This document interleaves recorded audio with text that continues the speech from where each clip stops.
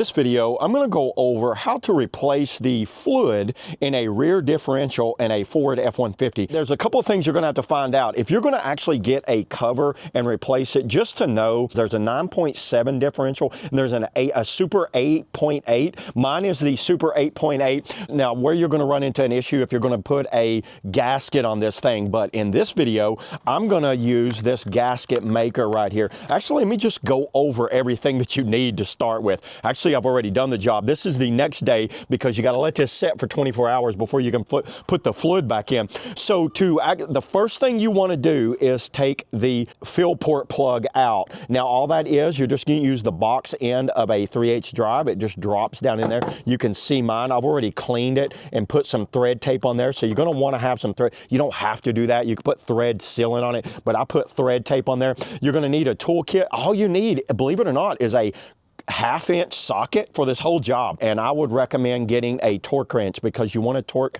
these. I did use the torque spec of 33 foot-pounds on all of my bolts to put them back on. And I think it's 22 foot-pounds on this. And I will put that in here in a minute. But I'm using the Valvoline Advanced Gear Oil. This is full synthetic, 75 W90. Now the owner's manual calls for this truck to be service the rear differential fluid every 150,000 miles. That is way too much in my opinion. I would recommend, now going forward, I'm going to do it like every 50,000 miles. I'm going to change this fluid out because it's so easy to do. This is one of the easiest jobs I've done, almost easier than changing the oil actually.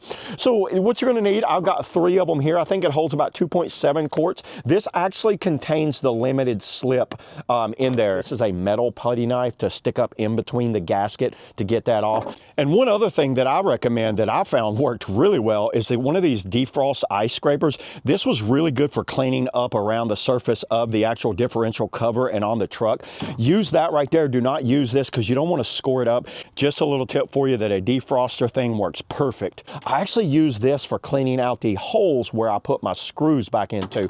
Get you some sort of PB Blast, or I use this breakaway. I sprayed it on my filler plug before I started. I sprayed it on all of the bolts, let it set for a few hours before I started this whole job. You're going to need some sort of good brake cleaner. I use this Gunk brake cleaner. This seems to work really well on that. So what I'm putting on here is actual gasket maker that's made for transmission and differentials. Do not try to skimp on this. It's very cheap. I've seen people using the different colored one and they're not made for this type of oil. So I actually did this job yesterday and I've waited 24 hours, so I'm ready to go. I do have some isopropyl alcohol here. This is the 91%. You're asking what do I use that for?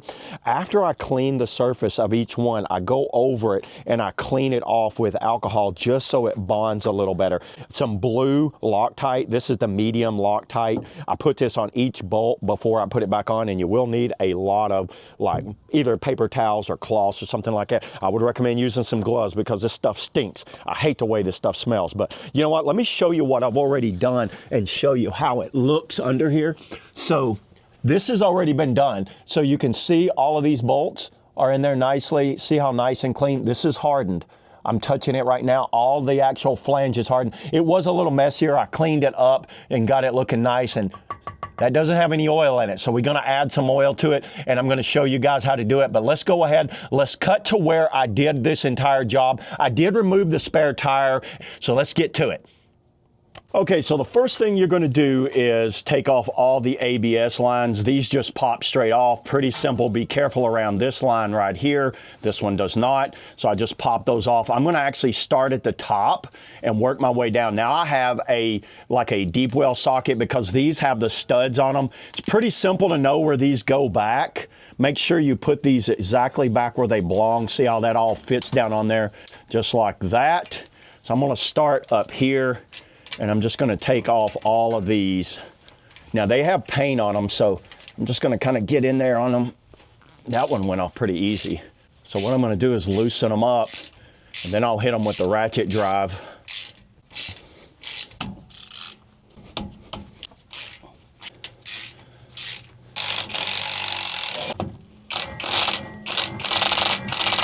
That's what I'm seeing is that blue thread locker coming off of there.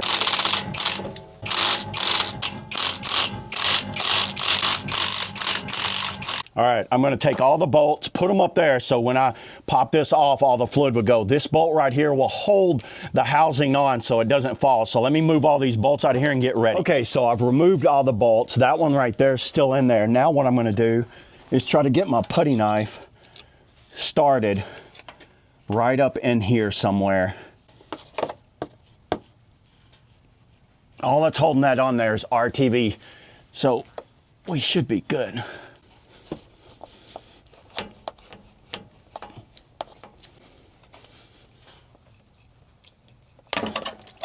Oh yeah, there it was. It's like popping an egg. You know what?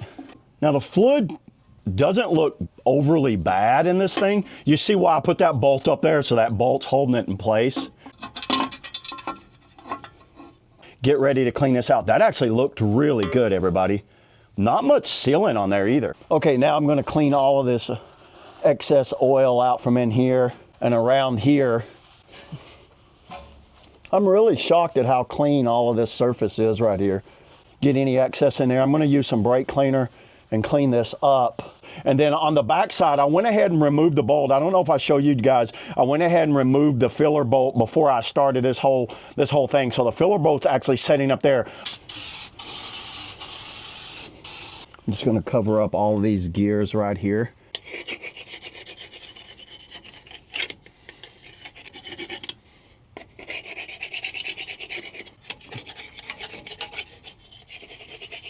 You know what, this defroster scraper's working great. About time for a new wire brush. I'm also looking for any type of metal or anything that might be hanging out in there. You definitely don't want that. That looks good. That's a very smooth surface all the way around. Now let's go clean the actual housing.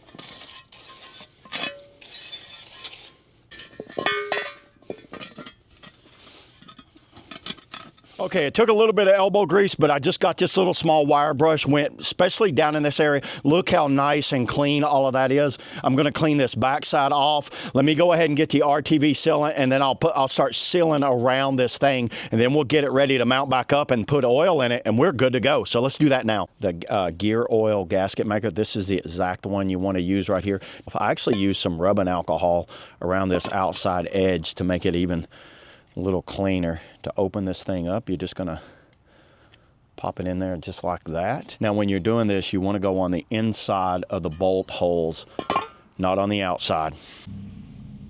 All right, the rest of the tube I'm gonna go on the actual truck where it mounts up at.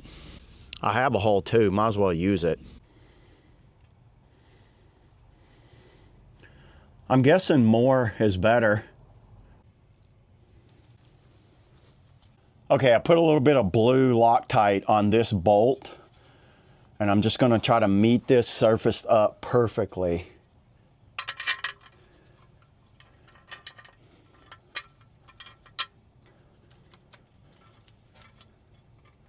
Without messing up my gasket.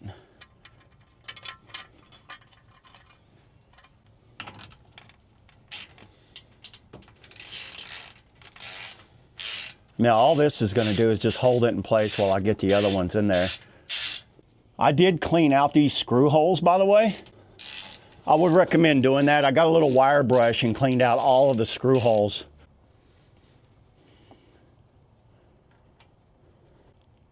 Now we know none of the longer studded bolts go down here.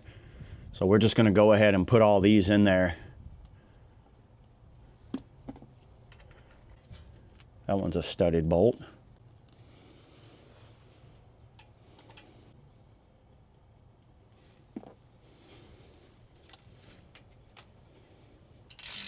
Now what I'm gonna do is go around and tighten them all down and get them just tight enough, and then I'll go through and torque them.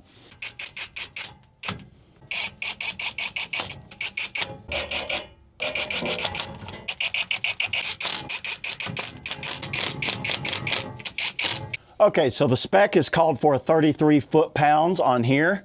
So we're just gonna go ahead and then torque down this one, then go over here to this one.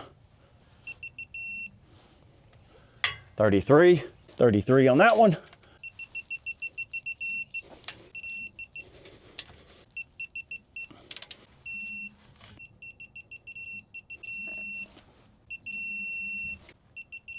Got a little bit of Loctite leaking out right there. I'm not concerned about this outside gasket. I'm just going to leave it like it is.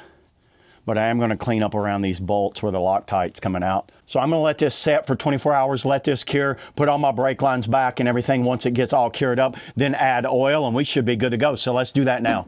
Okay, on mine, the actual fill port is on the side right here. Now, all I'm gonna do is fill it up until it comes out of this hole. So just so you know, yours might be different, but always take this out first before you start anything. There'd be nothing worse than doing the entire job and then you can't get that port off. I've heard stories about people having to heat that and heat it with a torch just to get that out and having all kinds of problems. So Valvoline made it pretty easy using these bags. These bags are really nice. There is a way of doing this. Let's get up in here. All I'm going to do is squirt this in here. Almost like a big toothpaste. Don't brush your teeth with this, everybody. There's one in there. That was pretty easy. Look at that. We'll go for number 2. Oh, don't you just love that sound? Okay, I'm on the 3rd bag. You can see there's no fluid right there. There it is. Okay, now it's officially coming out of there. Okay, well, that was a lot coming out. I'll let that drain a little bit more. Okay, now that it's done draining all that it's going to drain, I'm going to go ahead and put this plug back in. I'm going to get it started and then I'm going to torque it to 22 foot-pounds. There it is, 22. Okay, there it was, everybody. We are completely full. I did a complete differential, rear differential fluid change on this F-150 here. This is something I recommend for anyone that just has a truck like this that they've been driving for a while and they don't know whether it's ever been changed. It's very affordable, very easy to do. I'm doing it basically here in my backyard and just, you don't have to jack it up or anything because it's so high off the ground. You can just slide up in here and get it. And you see how nicely it all turned out. You would almost think this is professionally done, and I am not a professional by no means, but I see no drips or anything coming out all around my seal. The only thing that I've noticed in closing, be careful not to over torque your bolts and break them off. Reuse the same bolts. Try to find the exact spot where they all go back. Torque them down correctly. Make sure you use RTV sealant that's made for this type of oil because it will eat up, and a lot of people, I've seen mixed results on those gaskets and all that, so I decided to stay with just regular gasket sealant and go with that because it is made for the truck and that's what came off of it. Now I will keep an eye on this over the next couple of weeks and just kind of watch it and see if it leaks around the fill plug or leaks around all this, but so far this is hardened. Do wait 24 hours. I did wait 24 hours. Don't just add it while this is still gooey. All of these bolts have been torqued down and I let them set overnight so I know they're good, and I use thread locker on each one so I know they're not gonna like work their way back out. So yeah, there it is, everybody. That's all I got on the rear differential fluid change. See y'all in the next video.